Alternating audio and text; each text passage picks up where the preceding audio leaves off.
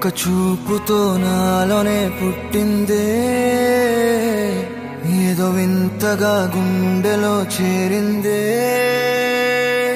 నువ్వెవ్వరో నాలో అని అడిగానే, తానేగా ప్రేమని తెలిపిందే. పరిచయం లేదని అడిగా ప్రేమంటే, కలిసాంగా ఇకపై మనమేగా అందే. వెతికిన దొరకని అర్థం ప్రేమదే, అది నీకేంటో ఒక మాటలో చెప్పాలే. నువ్వుంటే చాలే.